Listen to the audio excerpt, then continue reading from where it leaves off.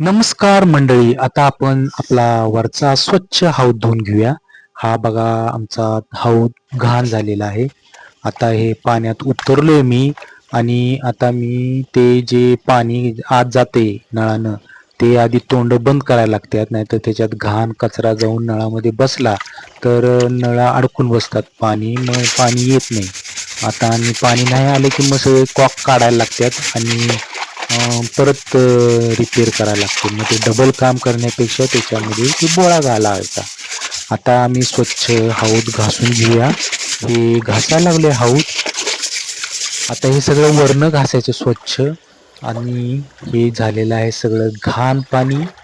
आता दसऱ्यात आता देव बसणार, त्यामुळं 15 दिवस जे असतात पितृपक्षाचे, त्या दिवसात माळाच्या महिन्यात सगळं स्वच्छता चालू असते. मग आता काम आपण हौदापासून करूया, पाण्यापासून करूया आणि हे सगळं तळाचं पण घासून घ्यायचे स्वच्छ. हे जे निम्म पाणी काढून टाकलं होतं घाण, ते आता तळाचं थोडं राहिले ते बी घाण सगळं काढून घासून घेतले.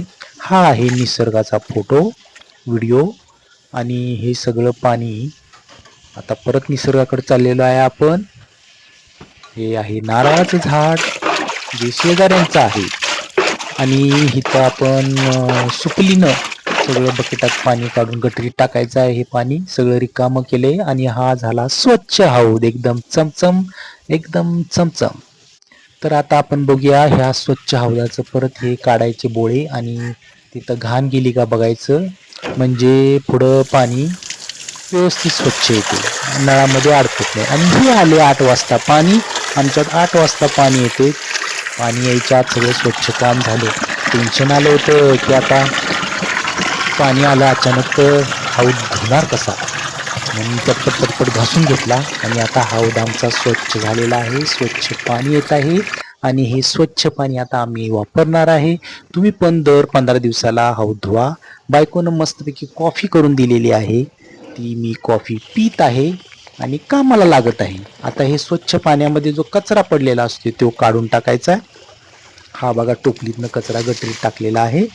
आता हे सगळी घाण वर आहे ते सगळं काढायचं आणि झाकून ठेवायचा हौद आणि वापरायला घ्यायचा.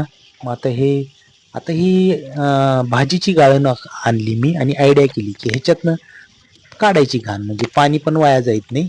हे झाला स्वच्छ हौद. अशा तऱ्हेनं मला सबस्क्राईब करा, चांगली लाईक करा, चांगले कमेंट टाका.